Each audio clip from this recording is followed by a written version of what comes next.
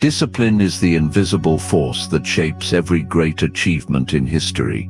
It's the bridge between dreams and reality, between who you are today and who you are capable of becoming. Talent can give you a head start.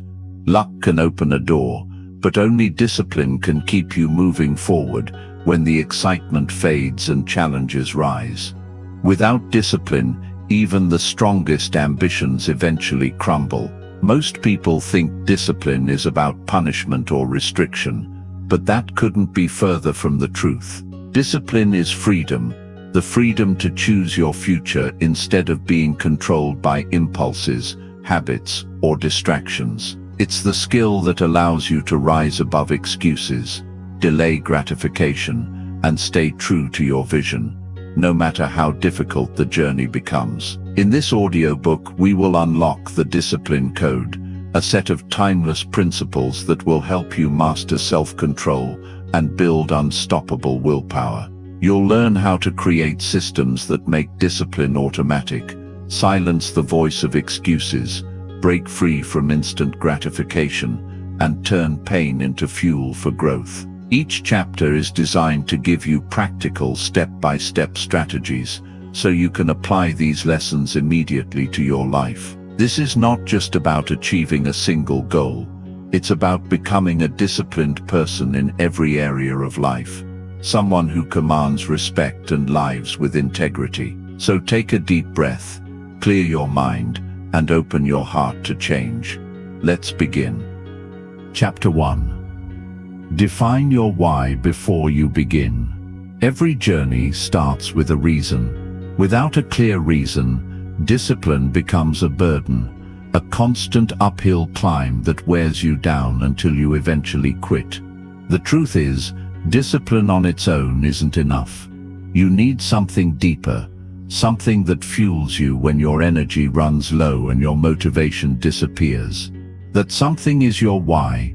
Your why is the driving force behind your actions. It's the answer to the question, why am I doing this? Without it, even the most determined person will eventually crumble. Think about it. Waking up at 5 in the morning, pushing through tough workouts, staying late to work on a dream, saying no to temptations, all of that requires effort. If you don't have a powerful reason, you'll take the easy way out every time. Your why has to be personal. It can't be about impressing others or chasing a goal someone else set for you. It has to come from within. Maybe it's about giving your family a better life. Maybe it's about proving to yourself that you are capable of more. Maybe it's about leaving behind a legacy that outlives you. Whatever it is, it must be so meaningful that when things get hard, and they will, you refuse to quit. Here's the thing. Most people never take the time to define their why. They set random goals because they sound good, or because they saw someone else achieve them. But when the first obstacle appears, they give up because they never built a foundation strong enough to keep them standing. It's like trying to build a house on sand. It looks fine until the first storm comes. Take a moment to ask yourself, what do you really want? Not what you think you should want, not what others expect of you, but what your heart truly desires. Write it down, get specific. If your why is vague, your actions will be vague. Clarity creates power. Once you have your why, remind yourself of it daily. When you wake up, think about it. When you feel like giving up, picture it in your mind. Let it become the fire that keeps you moving forward. Discipline without a why feels like punishment. Discipline with a why feels like purpose. Here's a simple truth. Your why doesn't have to make sense to anyone else. It's yours, it's personal, and it's powerful enough to pull you through the darkest moments, if you hold on to it tightly. Before you take another step on your journey of self-control and willpower, define your why. Everything we'll cover in this audiobook will build on this foundation. Without it, none of the strategies will stick. With it, you'll have the strength to endure, to stay consistent, and to win, no matter how long the road ahead may seem. This is where your discipline begins. Chapter 2. Build unbreakable self-control. Self-control is the backbone of discipline. Without it, every good intention falls apart the moment temptation shows up. Think about how many times you've said, "Tomorrow, I'll start eating healthier," or "I'll get up early next week," only to find yourself slipping back into old habits. It's not because you're weak or broken. It's because self-control is like a muscle, and just like any muscle, it needs to be trained, strengthened, and built over time. When most people think of self-control, they imagine sheer willpower, gritting their teeth, forcing themselves to say no, and trying to power through with nothing but determination. That approach might work for a little while, but it's exhausting. The more you rely on raw willpower alone, the faster it burns out. The secret to unbreakable self-control isn't to fight harder, it's to train smarter. Here's the first key. Understand your triggers. Everyone has certain situations, places, or feelings that weaken their self-control. For some, it's stress. For others, boredom or fatigue. Maybe you snack on junk food when you're anxious, or you procrastinate when a task feels overwhelming. Whatever it is, you need to identify those moments clearly. You can't fight an enemy you can't see. When you know your triggers, you can prepare for them before they catch you off guard. The second key is small victories. Too many people try to change everything at once. Wake up at 5 a.m., run 5 miles, cut out all sugar, quit social media, and start reading 2 books a week. That level of change is unsustainable. Instead, focus on one small habit at a time. If you struggle with hitting the snooze button, just start by getting up 5 minutes earlier. If you want to stop overeating, begin by swapping one unhealthy snack for a healthier option. These small wins build momentum and confidence. Over time, they stack up and create massive transformation. Next, create barriers between you and temptation. Self-control isn't about relying on strength alone. It's about designing your environment to support you. If you're trying to eat better, don't keep junk food in your house. If you want to focus on your work, put your phone in another room, or turn off notifications. Make the things you want to avoid harder to access, and make the things you want to do easier to start. This isn't about weakness, it's about being strategic. Even the strongest people can be tempted if the wrong thing is right in front of them every day. Another powerful strategy is delayed gratification. Our world is full of instant rewards. Click a button, get what you want. But every time you train yourself to wait, even for a little while, you strengthen your self-control. Try this when you want to buy something impulsively. Wait 24 hours before making the purchase. When you feel like skipping a workout, tell yourself you only have to exercise for 5 minutes. Often once you start, you'll keep going. Learning to pause, to create space between impulse and action, gives you incredible power over your choices. And let's not forget the role of self-talk. The way you speak to yourself matters. If you constantly tell yourself, "I have no self-control," or "I always fail," you're programming your mind to believe it.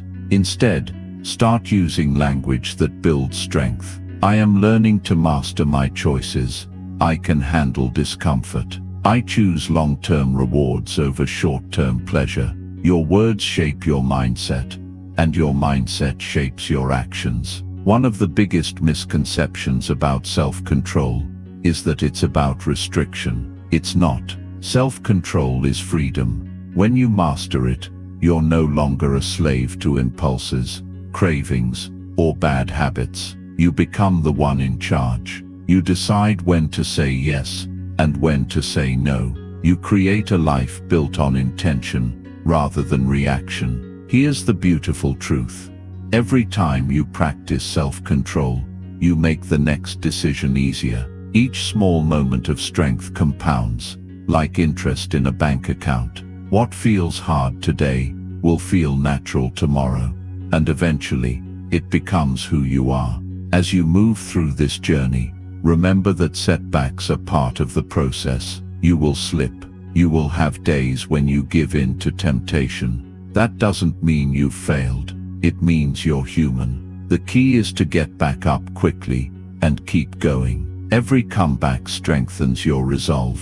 Building unbreakable self-control isn't about being perfect. It's about getting stronger each day, about building a life where your choices align with your deepest values. When you master self-control, you gain the power to shape your destiny, and that power is what separates those who dream from those who achieve. Start today. Make one small decision that strengthens your self-control.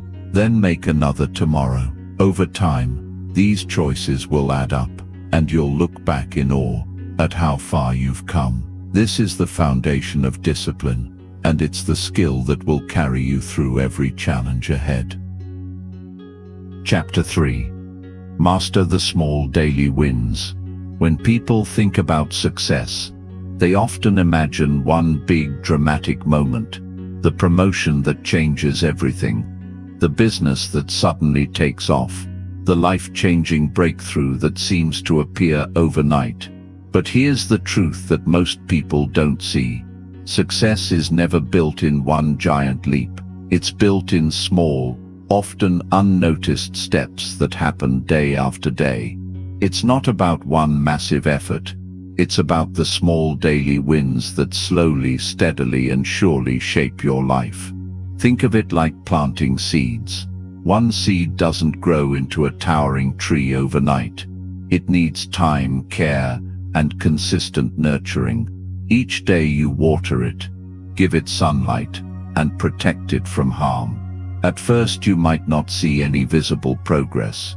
It may even seem like nothing is happening. But beneath the surface, growth is happening, and eventually what was once invisible becomes undeniable. Your habits work the exact same way. The problem is, many people underestimate the power of small actions. They either want instant results, or nothing at all. They go all in for a week, maybe even a month, and when they don't see dramatic change, they give up. That's why most resolutions fail. It's not because people are lazy or incapable. It's because they've misunderstood the process of transformation. Real change isn't loud or flashy. It's quiet, it's consistent, and it's built one small win at a time. Here's what small daily wins look like. Waking up 10 minutes earlier than usual to plan your day. Choosing water over soda. Reading a few pages of a book instead of scrolling through social media. Doing a quick workout instead of saying you don't have time. These actions may seem tiny in the moment, almost insignificant, but they are not insignificant. They are votes for the kind of person you want to become. Each small win says, "This is who I am. This is the direction I'm heading." The beauty of small wins is that they compound. Just like saving a little money each day eventually grows into real wealth, small positive actions stack on top of each other over time. Missing one day won't destroy you, just like eating one salad won't transform you. It's the pattern that matters. If you focus on consistently winning the day, those days will turn into weeks, those weeks into months, and before you know it, you've completely changed your life. Here's a simple way to start. Identify 3 small wins you can aim for each day. They don't have to be huge. In fact, the smaller, the better, especially in the beginning. Maybe your 3 wins are drinking 8 glasses of water, writing in a journal for 5 minutes, and walking for 15 minutes. That's it. Achieving these small wins daily builds a sense of accomplishment and confidence. Over time, you can increase the difficulty, but the key is to start simple and stay consistent. Another important piece is to celebrate your wins, even the small ones. Most people are too hard on themselves. They focus only on how far they have to go, and forget to acknowledge how far they've come. When you celebrate a small victory, you reinforce the behavior in your brain. You create a positive association with discipline. It doesn't have to be a big celebration. Sometimes just pausing to say, "I did it," is enough to keep the momentum going. But here's where discipline comes in. You can't only act when you feel like it. There will be days when you're tired, unmotivated, or tempted to skip the habit. That's normal. Those are the days that truly count, because anyone can show up when it's easy. But when you show up despite resistance, even if you only do the bare minimum, you prove to yourself that you are serious about growth. And that proof builds unshakable confidence. Remember, the goal isn't perfection. You don't need to win every single day flawlessly. You just need to win more days than you lose. If you slip, don't spiral into guilt or shame. Simply get back to your next small win. Momentum doesn't come from never falling. It comes from always getting back up. One day you'll look back and realize how powerful those small wins really were. The healthy body, the sharp mind, the strong relationships, the thriving career, they won't have come from one heroic moment of discipline. They will have come from hundreds, maybe thousands of tiny decisions stacked on top of each other. Decisions that no one else noticed, but you knew mattered deeply. So don't underestimate the small things. Your future self is being shaped right now, in this moment, by the choices you make today. Focus on winning the day, one decision at a time, because when you master the small daily wins, you set yourself on an unstoppable path toward the life you've always wanted. Chapter 4. Break the chains of instant gratification. We live in a world that worships speed. Everything is now, now, now. You can order food without leaving your couch, get answers to any question in seconds, and entertain yourself endlessly with just a swipe of your finger. On the surface, that sounds amazing, but there's a hidden cost. The more we get used to instant rewards, the harder it becomes to work for the things that truly matter. Instant gratification is like a sugar rush. It feels good for a moment, but it always fades and often leaves you worse off than before. Think about it. Scrolling on social media gives you a quick hit of dopamine, but hours later you realize you wasted valuable time. Eating that donut feels great while you're chewing, but later you regret it. Spending money on something you don't need gives you a burst of excitement, but then the guilt kicks in when you see your bank balance. Instant gratification offers pleasure now, but it steals long-term happiness. Discipline, on the other hand, is about delayed gratification. It's about choosing what you want most over what you want right now. That's not always easy. In fact, it can feel painful at first, because your brain is wired to seek comfort and avoid discomfort. But here's the secret. The discomfort you feel when you delay gratification is temporary, while the rewards you gain are lasting. Let me give you a simple example. Imagine two paths. The first path is smooth, easy, and fun at the beginning, but as you go deeper, it becomes harder and full of regret. That's the path of instant gratification. The second path feels challenging at first, maybe even uncomfortable, but as you keep walking it gets easier, and the rewards grow greater and greater. That's the path of delayed gratification. Most people choose the first path because it feels good right now, only to find themselves trapped later on. So how do you break free from this cycle? First, start noticing your impulses. The moment you feel that urge to grab your phone, eat that snack, or procrastinate on an important task, pause for a few seconds. Ask yourself, is this action serving my long-term goals or just giving me a quick fix? That tiny moment of awareness is powerful. It creates space between your desire and your decision, and in that space you gain control. Second, replace quick rewards with meaningful ones. If you're trying to stop a negative habit, don't just remove it, replace it. For example, if you scroll endlessly on your phone because you're bored, try reading a few pages of an inspiring book or going for a short walk. If you crave junk food, keep healthy snacks nearby. The idea isn't to punish yourself, but to redirect your energy toward actions that actually benefit you. Third, practice waiting. Start small. If you want to check your messages, wait 5 minutes. If you want to buy something online, wait 24 hours. If you feel like quitting during a workout, push yourself to keep going for just 2 more minutes. Every time you delay gratification, even in tiny ways, you're strengthening your self-control muscle. Over time, this muscle grows so strong that temptations lose their grip on you. Another powerful tool is visualizing the future. When you're faced with a decision, picture the outcome of both choices. Imagine how you'll feel if you give in to the moment versus how you'll feel if you stay disciplined. For example, think about how proud you'll feel in 6 months if you stay committed to your fitness plan, or how disappointed you'll feel if you keep quitting.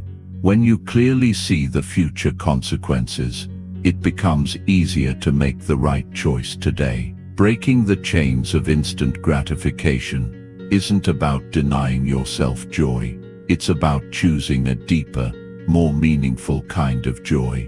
The kind that comes from growth, achievement, and self-respect. When you delay gratification, you're not saying no forever. You're simply saying, not yet, because I'm building something greater. And here's the beautiful part. Once you experience the rewards of delayed gratification, you start craving that feeling more than the quick fixes. The pride of finishing a hard task. The satisfaction of sticking to a promise you made to yourself. The excitement of seeing long-term progress. That kind of fulfillment lasts far longer than any momentary pleasure ever could. So starting today, challenge yourself to pause before you act. Ask yourself, will this choice move me closer to the life I truly want, or will it pull me further away? Each time you choose the long-term reward over the short-term rush, you're breaking another link in the chains of instant gratification. And with enough consistent choices, those chains will shatter completely, setting you free to create the life you've always imagined. Chapter 5. Create systems that make discipline automatic. Here's a truth most people don't realize. Willpower is limited. You can't rely on sheer force of will to carry you through every decision, every temptation, and every challenge. If you do, you'll eventually burn out. That's why so many people start strong but fade over time. They're constantly fighting themselves instead of setting up a structure that supports them. The real secret to lasting discipline isn't trying harder, it's designing smarter. It's creating systems that make discipline automatic. Think of a system as a set of routines, habits and structures that make the right choice the easy choice. When you have a strong system, you don't need to wrestle with temptation all day because you've already built an environment that naturally guides you toward success. It's like having guardrails on a road.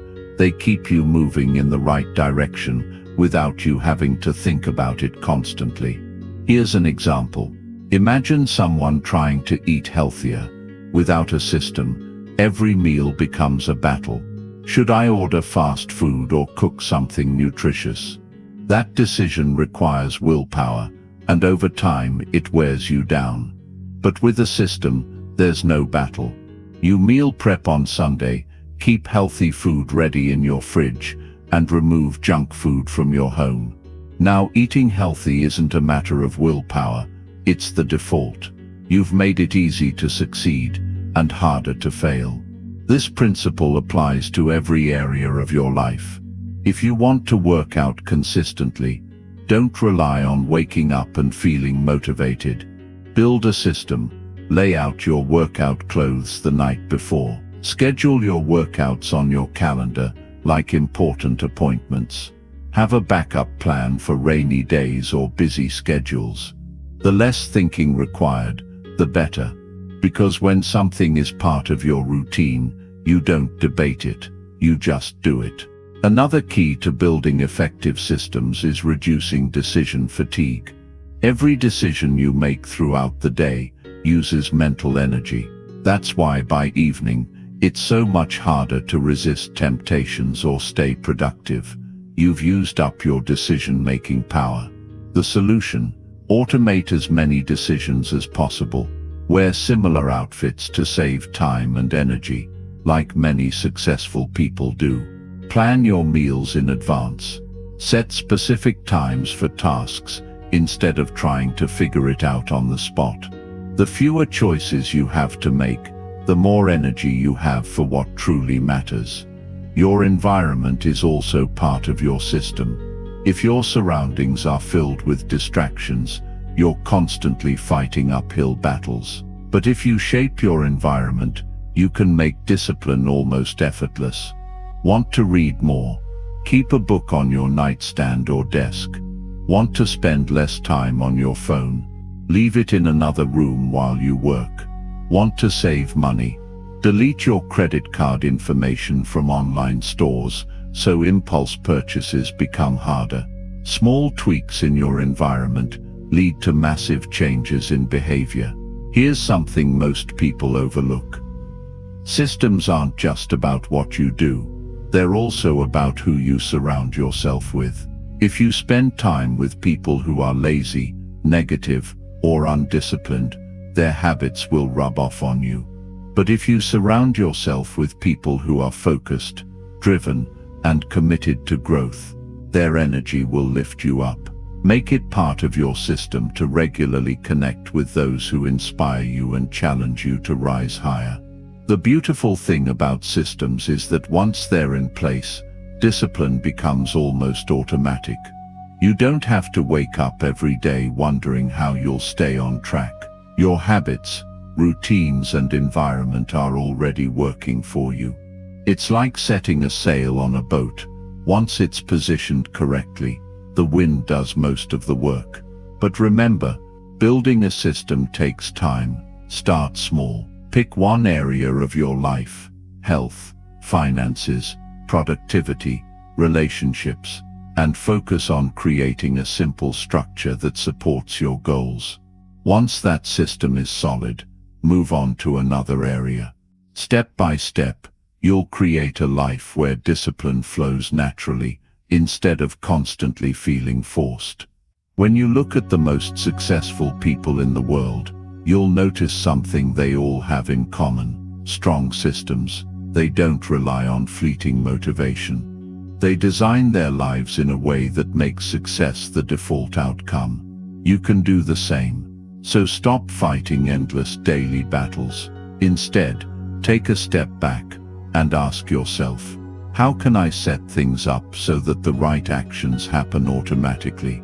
When you master this skill, you'll discover a powerful truth. Discipline doesn't have to feel like a struggle.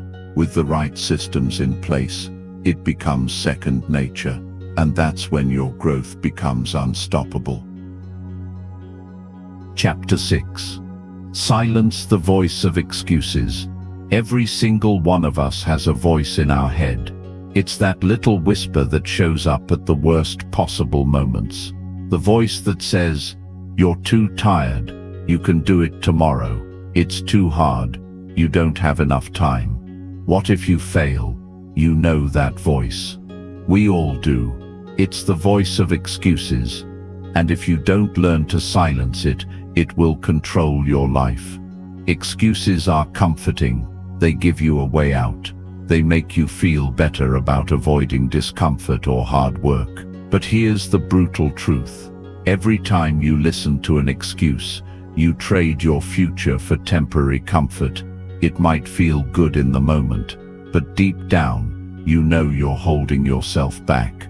Think about this. Has there ever been a time when you gave up on something important because of an excuse, and later you regretted it? That regret stings because part of you knows the truth.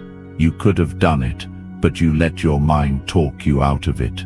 That's the cost of listening to that inner voice. It steals your potential one small decision at a time. The first step to silencing excuses is to recognize them for what they are: lies. Excuses often sound reasonable.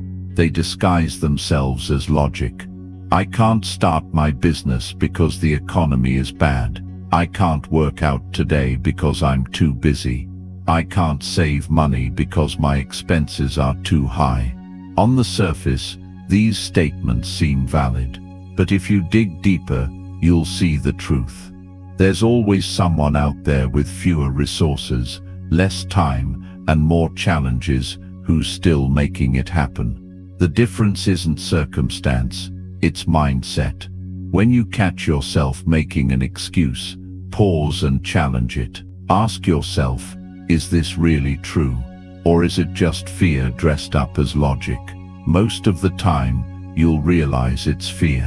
Fear of failure, fear of discomfort, fear of what others will think. When you name the fear, you take away its power. The second step is to replace excuses with action. The longer you sit and think about whether or not you should do something, the louder the excuses become. Action is the enemy of excuses. The moment you take even a small step forward, the voice begins to fade. For example, if you're dreading a workout, don't think about doing the whole thing. Just tell yourself, I'll put on my shoes and start for 5 minutes. Once you're moving, momentum takes over. Another powerful strategy is to change your language. Excuses often begin with disempowering phrases like, I can't, or I don't have time. Start shifting the way you talk to yourself. Instead of saying, I don't have time, say, it's not a priority right now. That simple change forces you to be honest with yourself. If you really want something, you'll make time for it. It's also important to watch who you surround yourself with. Excuses are contagious.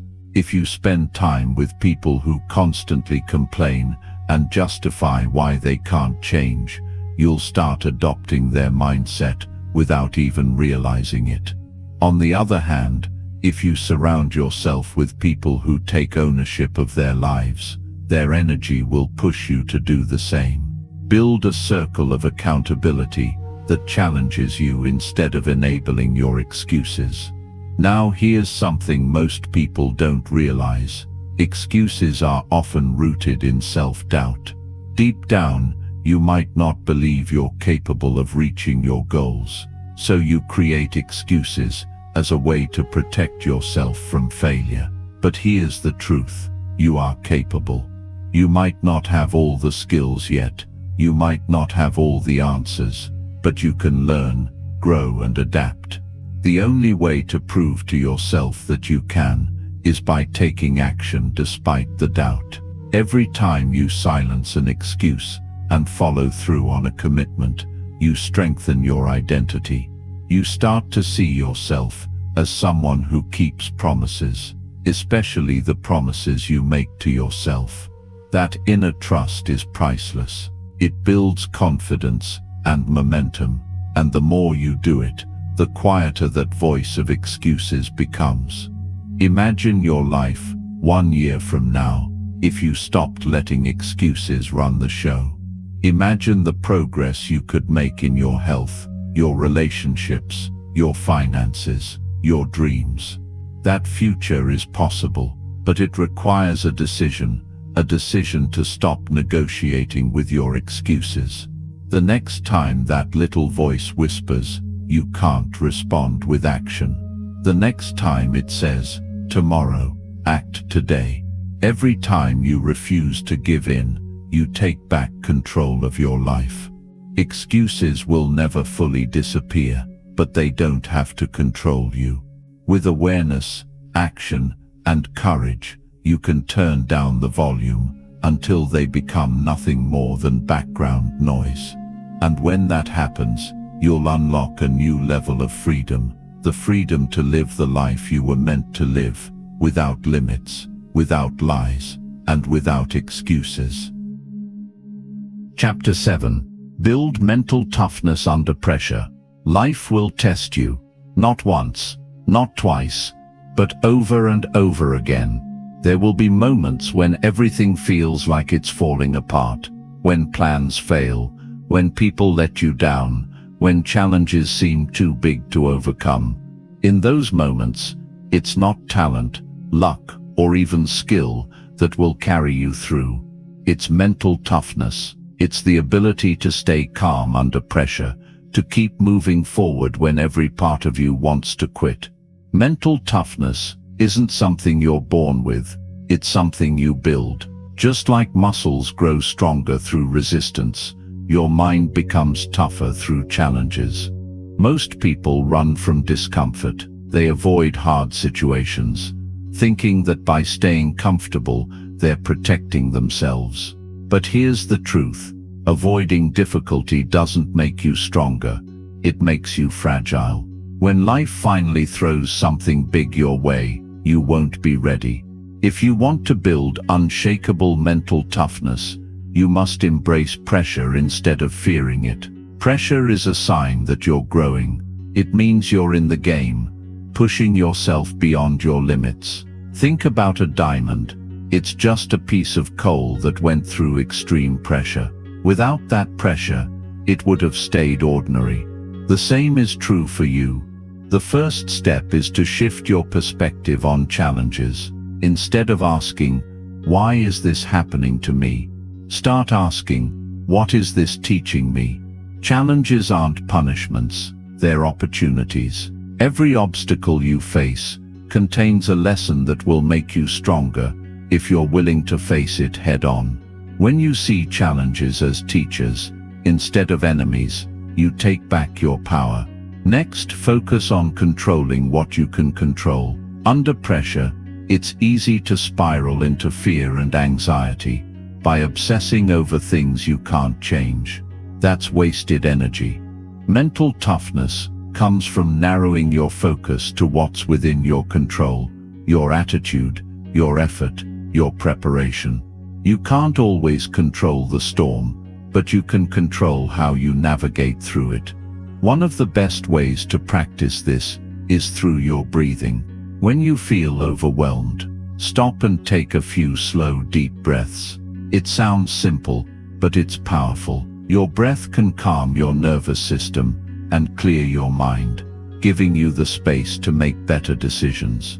This simple habit can turn panic into power.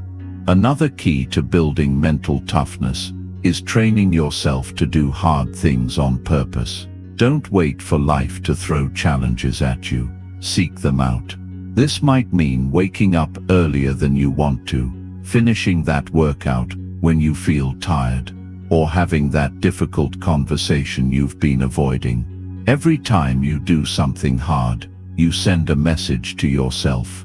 I am strong. I can handle discomfort. Over time, this becomes your identity. Mental toughness also requires resilience, the ability to bounce back after setbacks. Let's be honest, you will fail. You will make mistakes. You will have days when nothing goes your way. That's part of the journey. The difference between those who succeed and those who give up isn't that one group never fails. It's that they keep getting back up. They refuse to let failure define them. Each setback becomes fuel for a comeback. A powerful mindset shift is to see failure as feedback. Instead of saying, "I failed," say, "I learned." This small change in language keeps you moving forward. Remember, every master was once a beginner who refused to quit. Surrounding yourself with the right people also matters. When you're under pressure, having a strong support system can make all the difference. Spend time with those who encourage you, challenge you, and remind you of your strength when you forget it yourself. Lastly, mental toughness is about commitment. You must decide, deep down, that you will not quit, no matter how tough it gets. This doesn't mean being reckless or ignoring reality. It means that when things get hard, your first instinct isn't to run, it's to stand your ground and figure it out. Imagine standing in the middle of a storm. The wind is fierce, the rain is pounding, and you can barely see ahead. Most people would retreat, but the mentally tough person plants their feet, takes a deep breath, and pushes forward step by step. Eventually the storm passes, and they come out stronger on the other side. Pressure is inevitable, you can't avoid it, but you can prepare for it. Every challenge you face is a chance to train your mind, to prove to yourself that you're stronger than you think. When you build mental toughness, life stops feeling like something that's happening to you, and starts feeling like something you are actively mastering. So the next time you feel the weight of pressure, don't see it as a sign to quit. See it as a test you are ready to pass, because with each moment of pressure, you are shaping yourself into someone unbreakable, someone who doesn't just survive challenges, but thrives because of them. Chapter 8. Eliminate distractions and guard your focus. In today's world, focus has become one of the rarest and most valuable skills you can develop. Everywhere you turn, something is competing for your attention. Your phone buzzes, notifications pop up, social media calls your name, and the endless stream of entertainment is just one click away. It's no wonder so many people feel exhausted, scattered, and unproductive. They're not lazy, they're simply drowning in distractions. Here's the thing about distractions: they don't just steal your time, they steal your potential. Every time you switch your attention from one thing to another, you lose momentum. Your brain has to reset, and that costs you energy. It might feel like you're getting things done because you're busy, but in reality you're spinning your wheels. True progress doesn't come from being busy, it comes from being focused. Focus is like a magnifying glass. If you scatter sunlight across a piece of paper, nothing happens. But if you concentrate it through a single point, it becomes powerful enough to burn. Your mind works the same way. When you direct all your attention toward one task, you become unstoppable. The problem is, most people never get to that level of focus because they're constantly being pulled in 1,000 different directions. The first step to guarding your focus is identifying your biggest distractions. For many people, it's their phone. For others, it's television, endless news feeds, or even certain people who constantly interrupt their time. Be brutally honest with yourself about what steals your focus.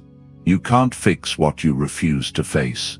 Once you know your distractions, take steps to remove or reduce them. If your phone is a problem, don't just silence it, physically put it in another room while you work. Turn off non-essential notifications. Delete apps that consume your time, but don't add value to your life. If television keeps you from your goals, set strict viewing hours or remove the temptation entirely. If certain environments make it hard to focus, create a space designed for deep work, somewhere clean, quiet, and free of clutter. But eliminating distractions isn't just about your environment, it's about your mind. Even if you turn off your phone and close the door, mental distractions can still sabotage you. Worries, daydreams, and random thoughts can pull you away from what matters. That's why you need rituals to train your brain to focus. Start each work session with a simple routine, like taking 3 deep breaths, reviewing your top priorities, and setting a timer for focused work. Over time, your brain will learn that this routine means it's time to lock in. Another powerful strategy is time blocking.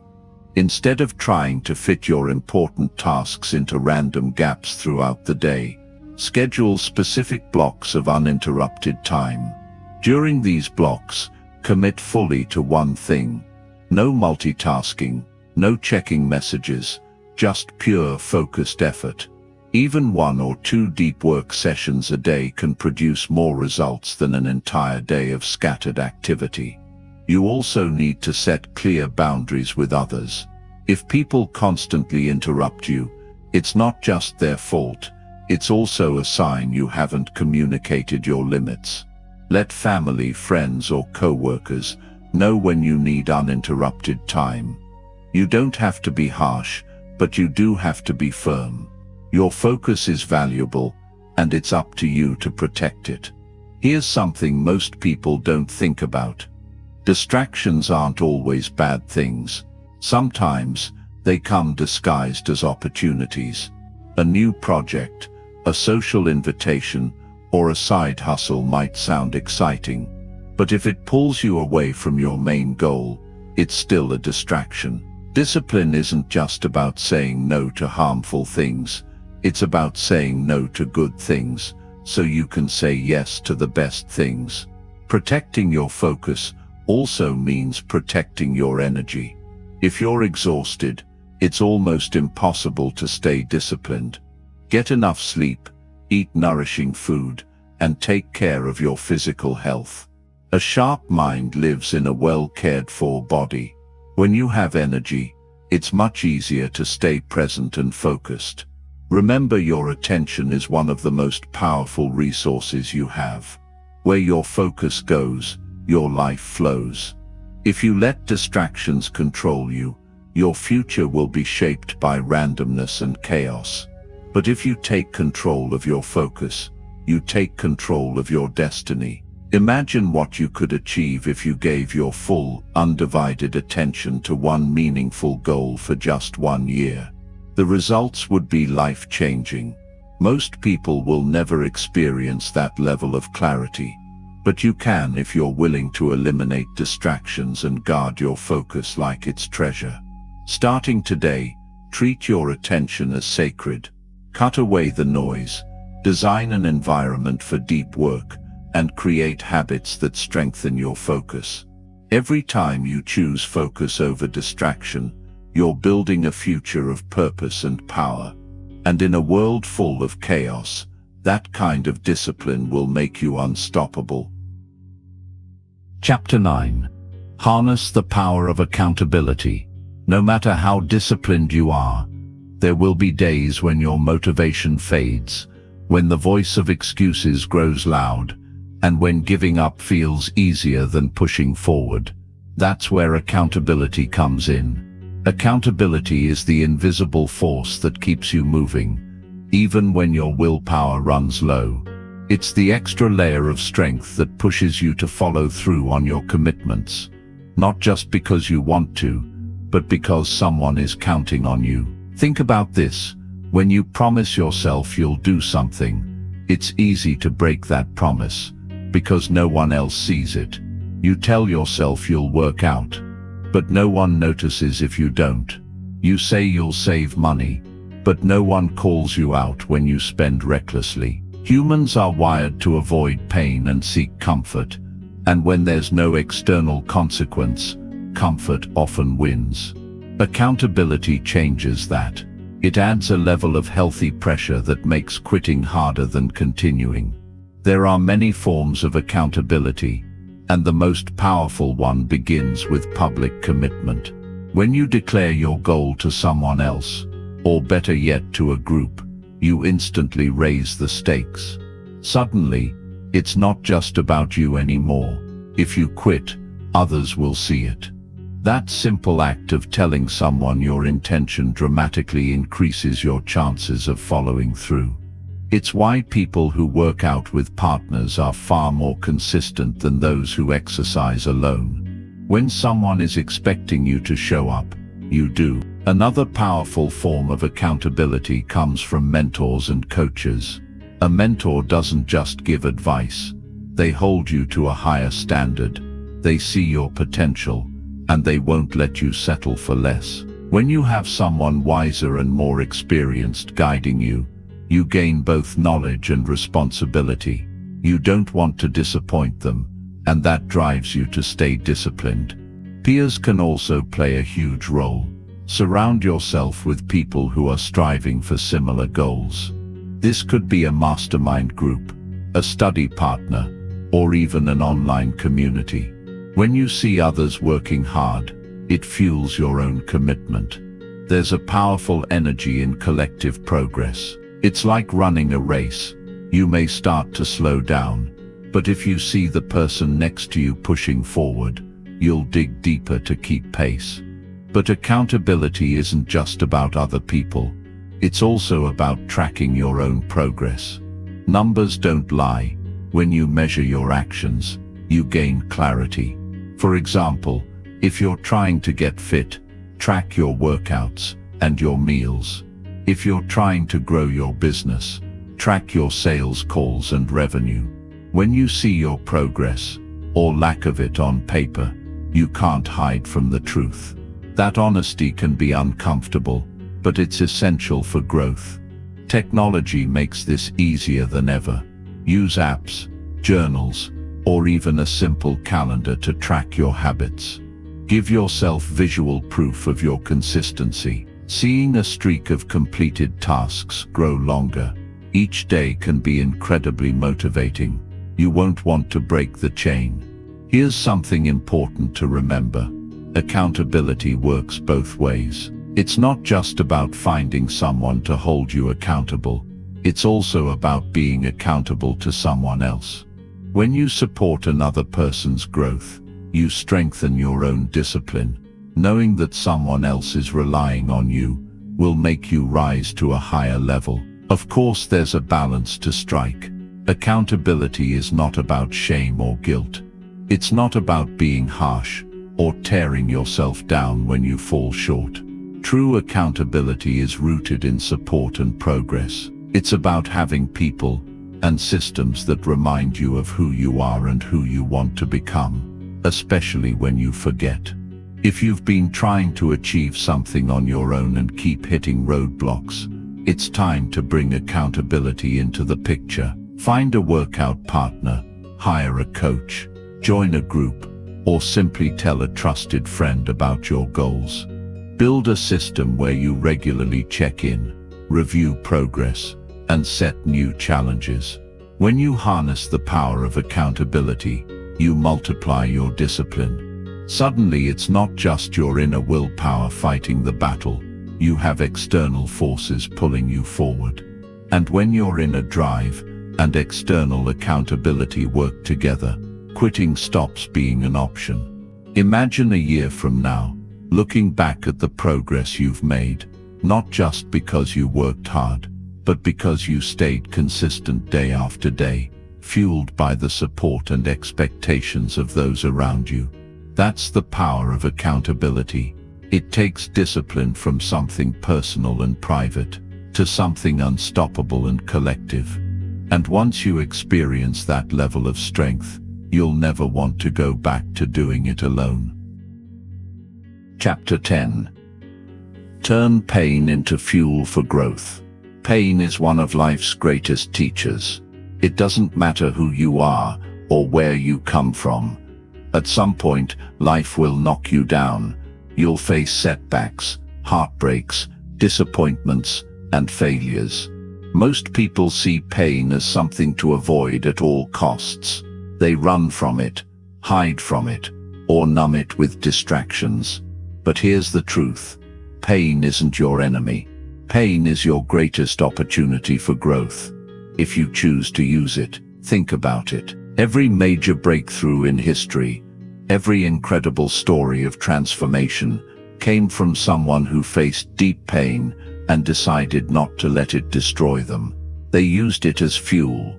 They turned their struggles into strength. The difference between those who rise and those who stay stuck isn't the pain itself, it's how they respond to it. When you experience pain, you have two choices. You can let it break you, or you can let it build you. Most people choose the first path, without even realizing it. They dwell on the hurt, replay the failure in their mind, and allow bitterness to take root.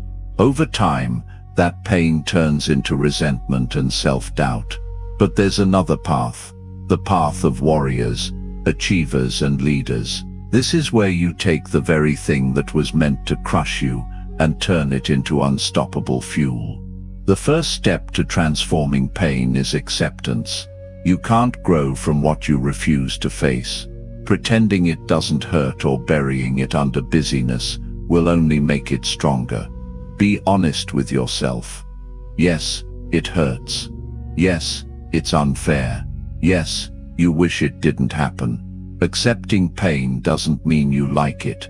It simply means you're ready to deal with it directly instead of hiding from it. Once you've accepted it, the second step is finding the lesson inside the pain. Every painful experience carries a message. Maybe it's teaching you resilience. Maybe it's showing you which relationships are real and which ones aren't. Maybe it's revealing a weakness you need to strengthen. Instead of asking, "Why me?"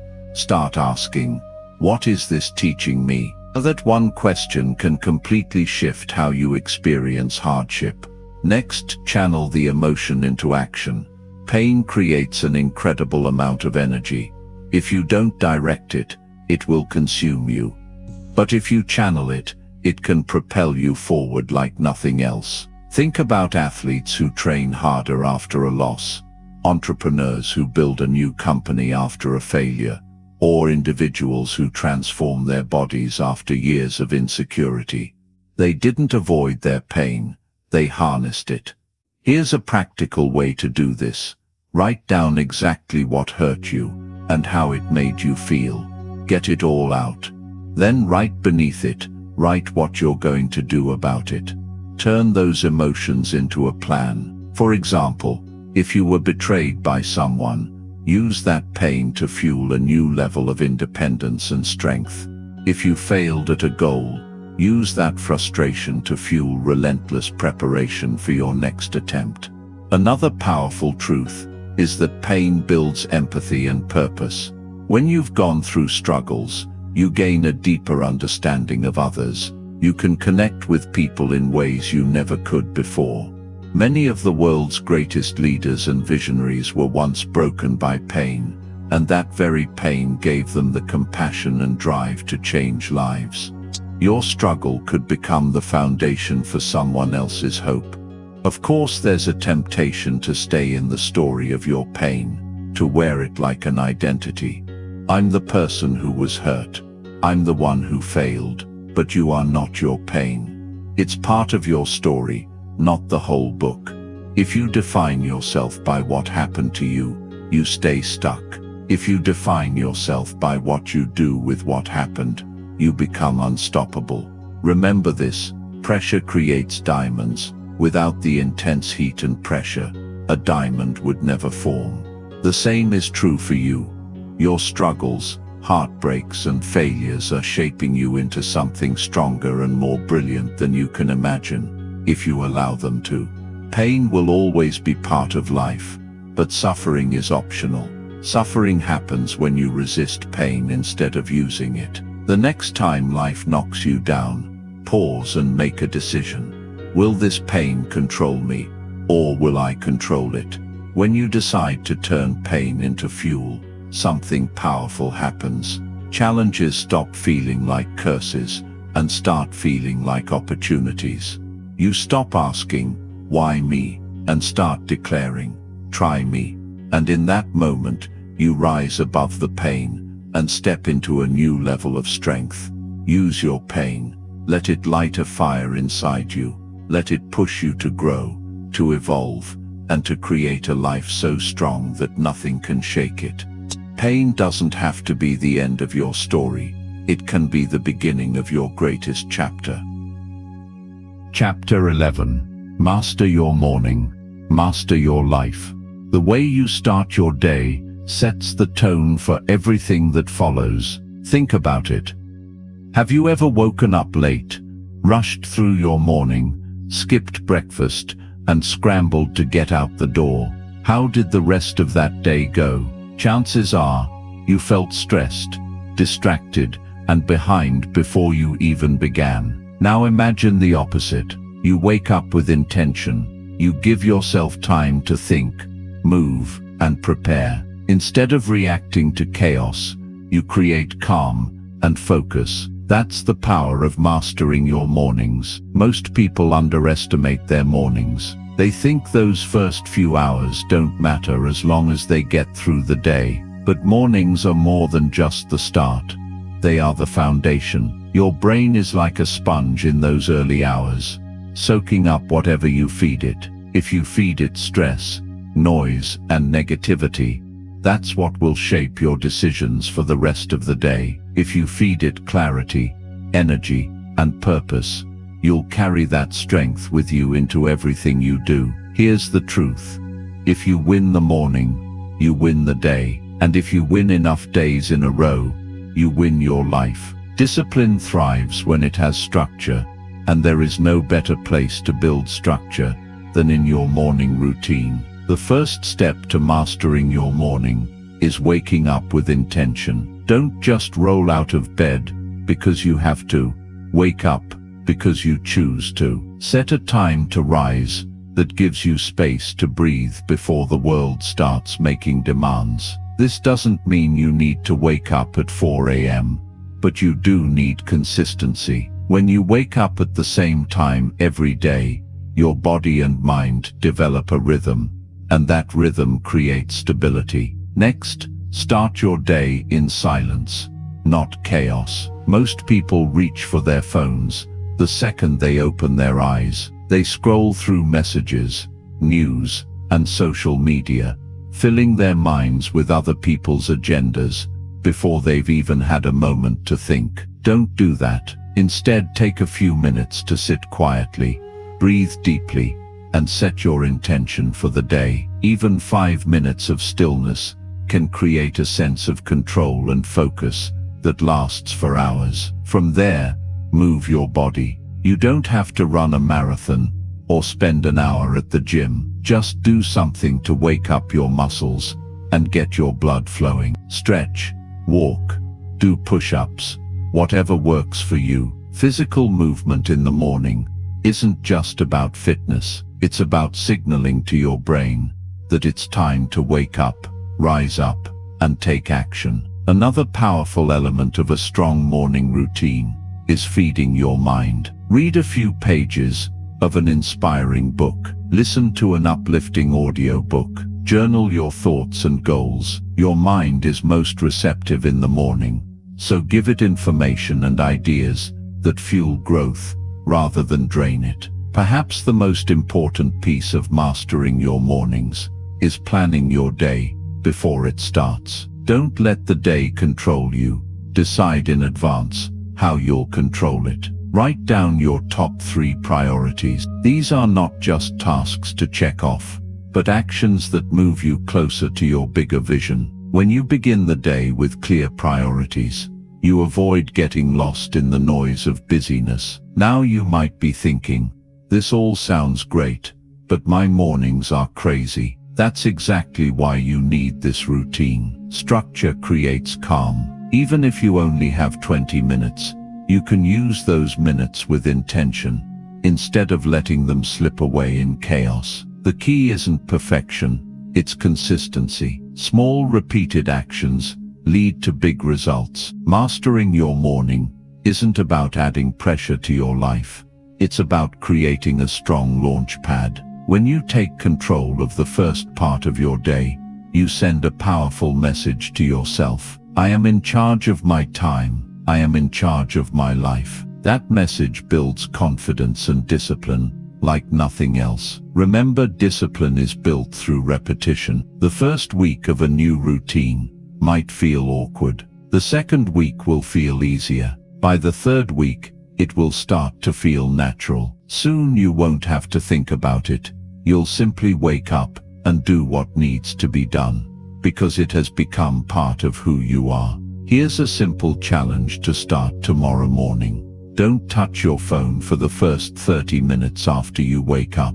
Use that time to breathe, move, and plan. It may seem small, but this single habit can transform your sense of control and focus. Your mornings are a reflection of your life. If you want to change your life, change how you begin each day. Take ownership of those precious first hours, and you'll find that discipline becomes easier, decisions become clearer, and your days become far more productive. Master your morning, and you won't just improve your day, you'll transform your future. Chapter 12. Build habits that stick for life. Discipline isn't just about making the right choice once. It's about making the right choice again and again until it becomes automatic. That's the real power of habits. Habits are the foundation of your life. They shape your actions, your results, and ultimately your identity. The things you do repeatedly, whether good or bad, determine the direction of your future far more than any single decision ever could. Think about it. Most of what you do each day happens on autopilot. The way you brush your teeth, how you tie your shoes, the route you take to work, all of it happens without much thought. That's the beauty of habits. Once they're built, they don't drain your willpower. The problem is, many people run their lives on bad habits without even realizing it. They've programmed themselves to repeat behaviors that hold them back, like procrastinating, overeating, or wasting hours on social media. The good news, you can reprogram yourself. You can design habits that serve you instead of sabotage you. The first step to building habits that stick is starting small. Most people fail because they try to change too much, too fast. They declare, I'm going to wake up at 5 a.m., go to the gym every day, quit sugar, read for an hour, and meditate, all at once. That kind of drastic change is overwhelming, and when they inevitably slip, they give up completely. Instead, focus on one small habit at a time. If you want to get in shape, start with just 5 minutes of movement each morning.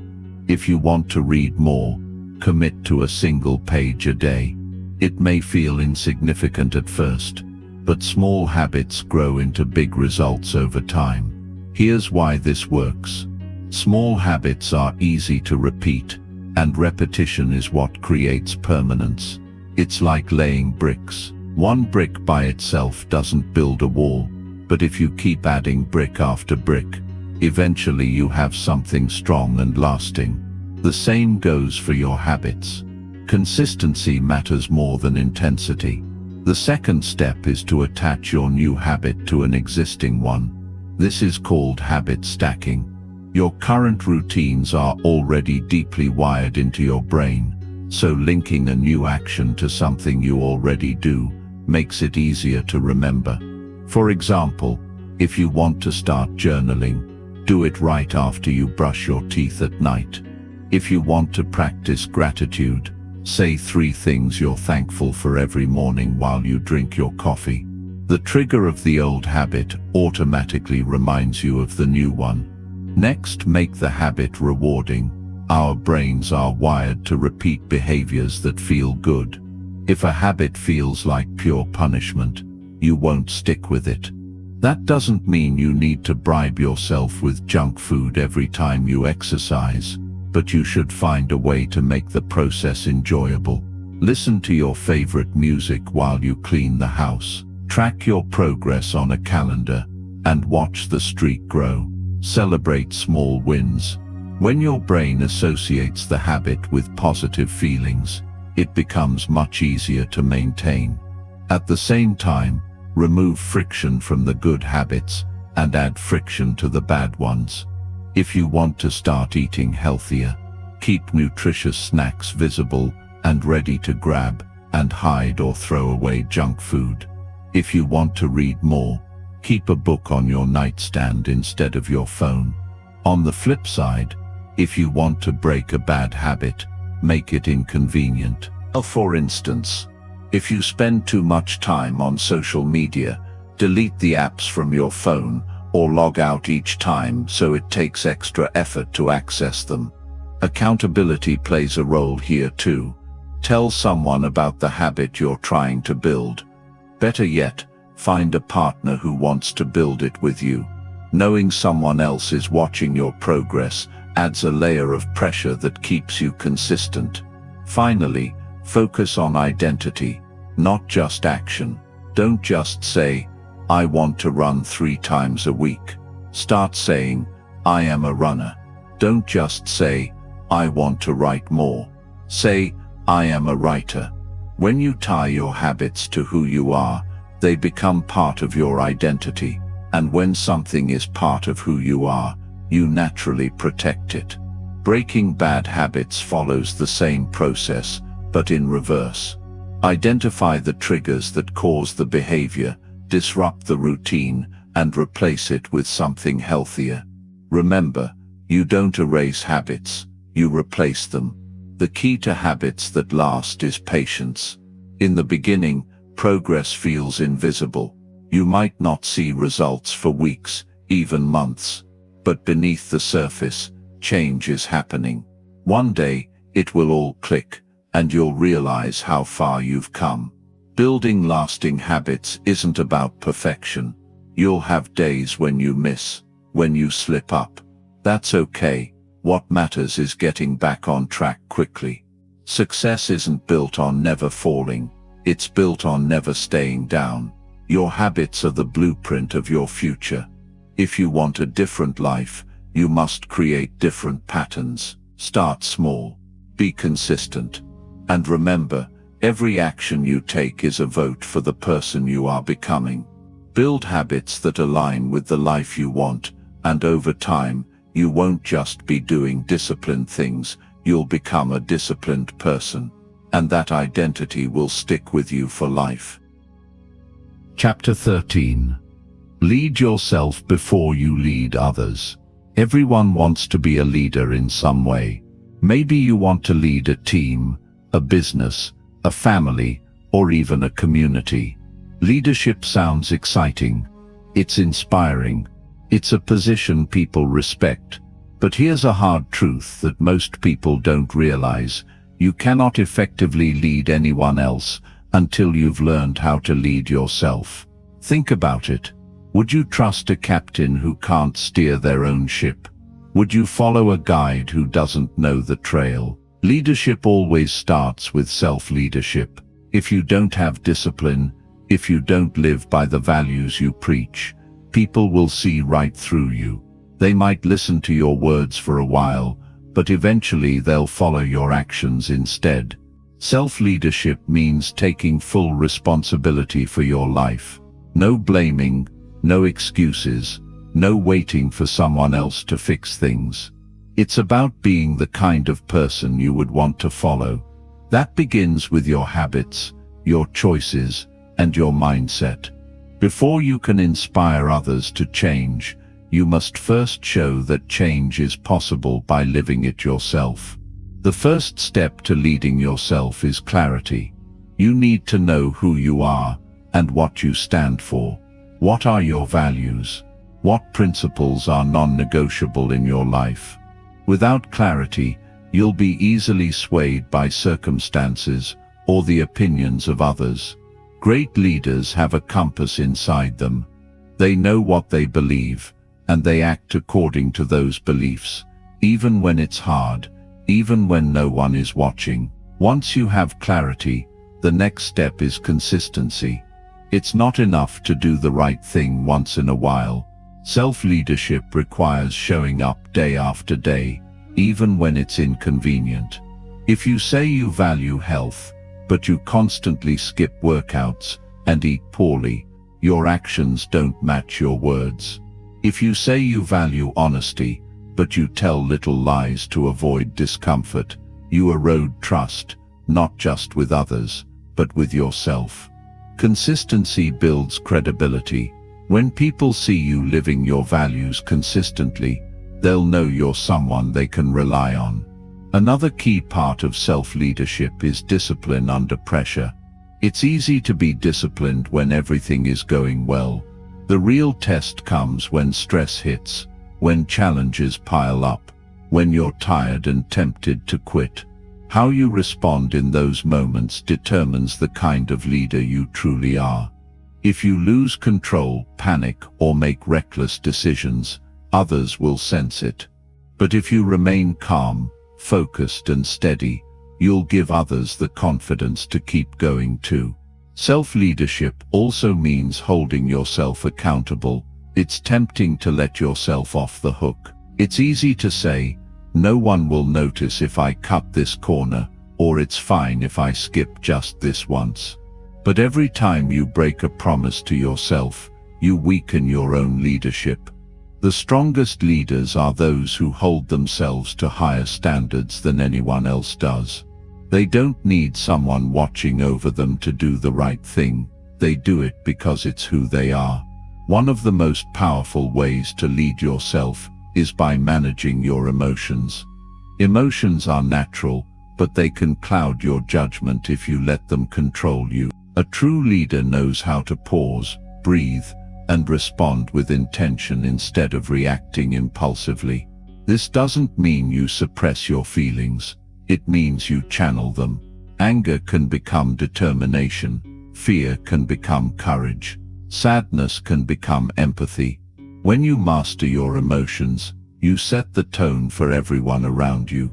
Remember, leadership isn't about titles or authority. You don't need a fancy position to be a leader. You simply need to be someone others want to follow.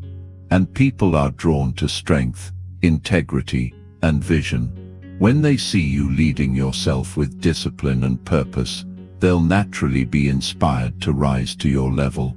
Here's a question to ask yourself: would you want to follow you? If the answer is no, don't feel discouraged. See it as an invitation to grow. Start small, keep promises to yourself, build daily routines that reflect the person you want to become. Over time you'll develop the inner strength that makes others take notice. Leading yourself before leading others isn't just about influence, it's about impact. When you change your own life, you become living proof that change is possible. Your example speaks louder than any speech or instruction ever could. So before you focus on leading a team, a company, or a family, focus on leading you. Set the standard, walk the path first. When others see your discipline, your resilience, and your consistency, they won't just listen to your words, they'll follow your actions. And that's when real leadership begins.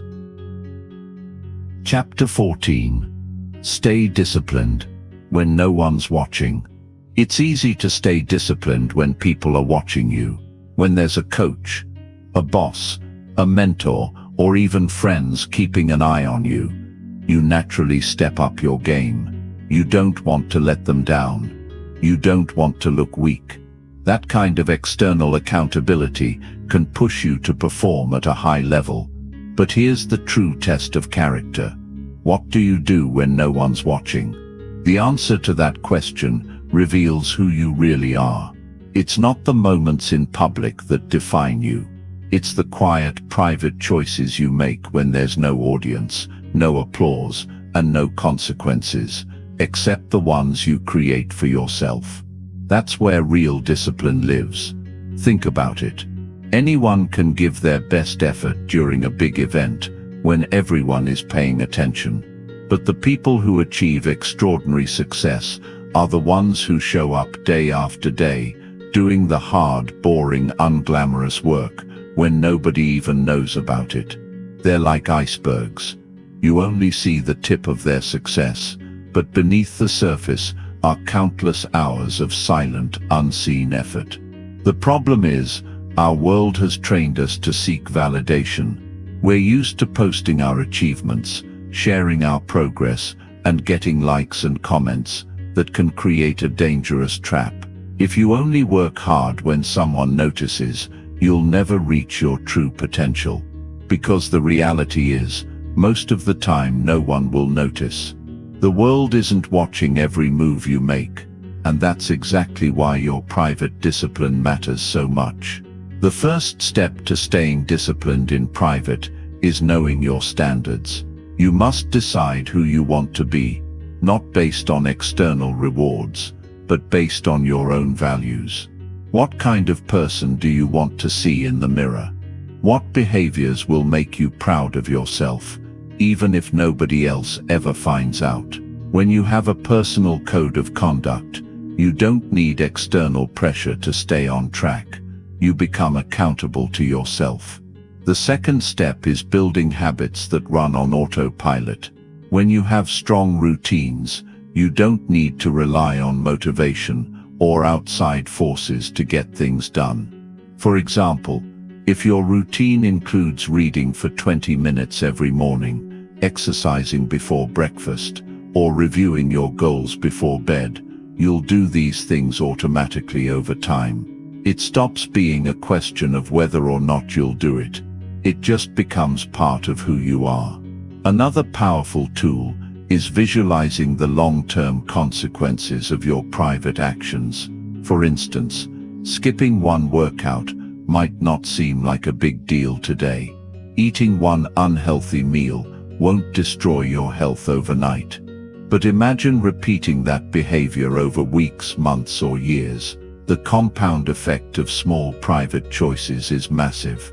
Every decision you make when no one is looking is a vote for the kind of future you're building. It also helps to create invisible accountability. This doesn't mean someone literally watching you, but it does mean having systems that keep you honest. Journaling is a simple example.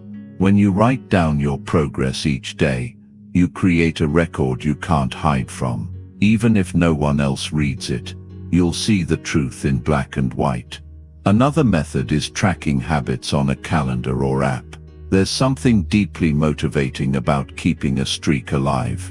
Staying disciplined in private also requires mental toughness.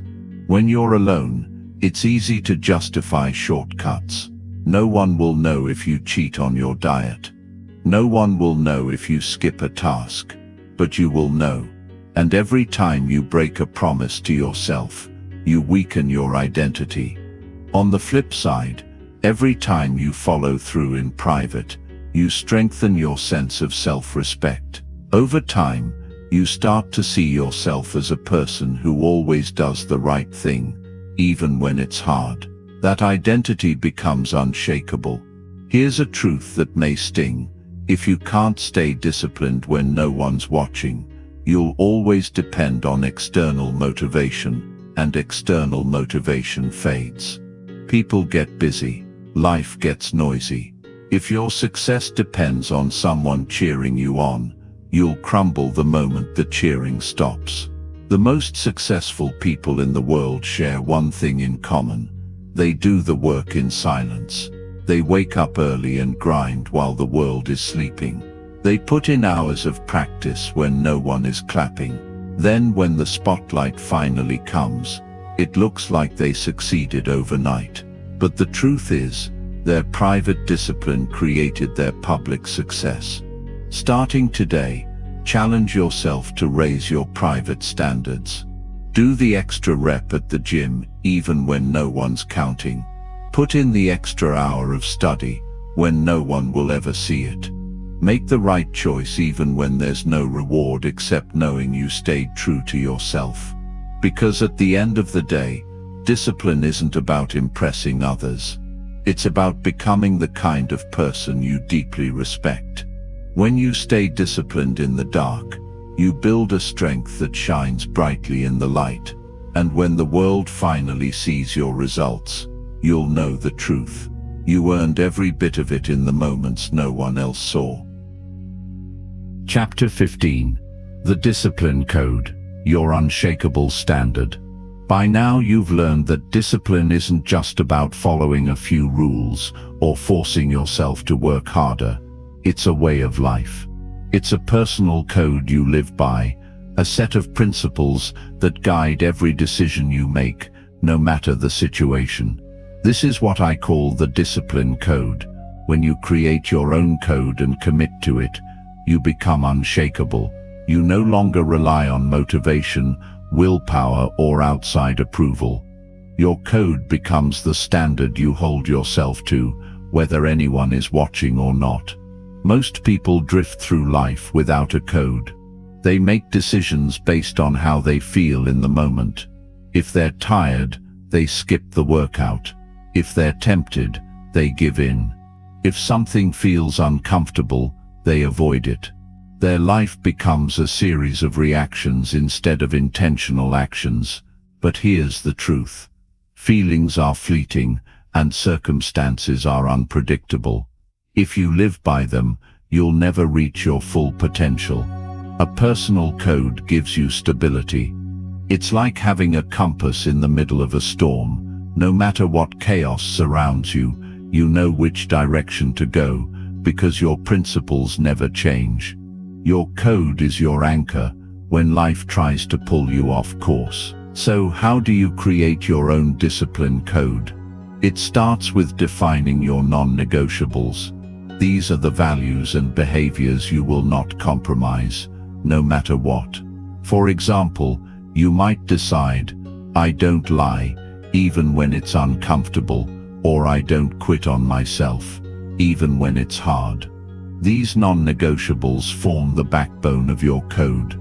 They don't bend with circumstances or moods. They are unbreakable. Next, choose a few daily disciplines that align with those values. These are small, consistent actions that reinforce your code every single day. It might be waking up at a certain time, journaling each morning, exercising for a set amount of time, or reading for personal growth. The key is consistency. These daily practices become rituals that remind you of who you are and what you stand for. Your code should also include standards for how you respond to challenges. Life will test you. There's no avoiding that. You might face rejection, failure, or unexpected setbacks. Instead of reacting emotionally, decide in advance how you will handle those moments. For example, when I fail, I learn and try again. Or when I'm under pressure, I breathe, stay calm, and keep moving forward. When you have predetermined responses, you're less likely to fall apart when the storm hits. Here's something powerful to remember. Your discipline code isn't about perfection. It's about direction. You will make mistakes. You will have days when you fall short. That doesn't mean you've broken your code. What matters is that you recognize it quickly and return to your path without hesitation. The quicker you get back on track, the stronger your discipline becomes. Living by a code also means holding yourself accountable, even in private. When you break a commitment to yourself, no one else may notice, but you will. And every time you let yourself off the hook, you weaken your identity. Conversely, every time you honor your code, even when it's hard, you strengthen your sense of self-respect. Over time, that respect becomes unshakable confidence. One of the greatest benefits of having a discipline code is clarity. Decisions become easier because you already know your standard. If a choice doesn't align with your code, the answer is simple: no. You stop wasting energy debating with yourself or rationalizing bad behavior. Your code makes the decision for you. Imagine for a moment what your life would look like if you lived this way. Imagine waking up each day with clarity, purpose, and strength. Imagine knowing exactly what actions to take because they're rooted in unchanging principles. Imagine how others would see you, not just as someone who talks about discipline, but as someone who embodies it. The world needs people like that. People who stand firm when others crumble. People who live with integrity and inspire others through their example. That can be you. But it starts with a decision a decision to create your discipline code and live by it, no matter what. Here's your challenge. Write down 3 non-negotiable principles that define who you are. Then choose 3 daily disciplines that align with those principles. Commit to them fully. Review them every morning and every evening. Let them guide your thoughts, your actions, and your words. Over time, you'll notice something incredible. You won't have to force yourself to be disciplined anymore. It will become natural, automatic. You'll no longer question whether or not you can achieve your goals. You'll simply follow your code, and success will follow you. The discipline code isn't just a set of rules. It's a way of living that creates freedom, strength, and lasting fulfillment. When you live by your code, you don't just change your habits, you change your identity. You become the kind of person who commands respect, earns trust, and achieves greatness. Remember this, the world doesn't need more people who drift. It needs leaders, people with courage, clarity, and unwavering standards. Be one of those people, live by your discipline code, and you will not only transform your own life, but you'll also inspire others to rise higher. And that is how true legacy is built. Conclusion. Discipline is the bridge between where you are and where you want to be. It's the invisible thread connecting your dreams to your daily actions. Without it, even the biggest goals remain nothing more than wishful thinking. With it, even the impossible becomes achievable. Throughout this audiobook, we've explored the many layers of discipline, the foundation of purpose, the power of habits, the strength of mental toughness, and the importance of staying true to yourself, even when no one is watching. You've learned how to silence excuses, eliminate distractions, embrace discomfort, and build systems that make discipline a natural part of your life. You've also discovered how to lead yourself with integrity and how to create a personal code that guides every choice you make. But here's the thing, knowledge alone isn't enough. Listening to these words won't change your life unless you act on them. Discipline isn't something you understand, it's something you practice. Every single day you'll face decisions that test you. Will you take the easy path or the disciplined path? Will you let fear and excuses win, or will you stand strong and do what needs to be done? Those daily choices will shape your future far more than anything else. The good news is, you don't have to be perfect. You don't have to get it right every time. What matters is that you keep showing up. If you fall, get back up quickly. If you slip, return to your path without hesitation. Every comeback strengthens your character and proves to you that you are capable of more than you once believed. As you move forward, remember this, discipline is freedom. It's not about restriction or punishment. It's about creating the life you truly want. When you master discipline, you take control of your time, your habits, and your destiny. You no longer live at the mercy of circumstances or impulses. You live by design, not by default. Your future self is waiting. The person you want to become, the stronger, wiser, more focused version of you, is built by the choices you make starting right now. Decide today to live by your discipline code. Commit to your non-negotiables. Protect your focus. Push through discomfort, and above all, honor the promises you make to yourself. 1 year from now, you'll look back in amazement at how far you've come. Others will see the results, but you'll know the truth, that your transformation was forged in quiet moments of discipline, when no one was watching. So take a deep breath, stand tall, and begin. Your journey to an unstoppable life starts with the next choice you make. Make it a disciplined one, and watch as your actions rewrite your future, one day at a time.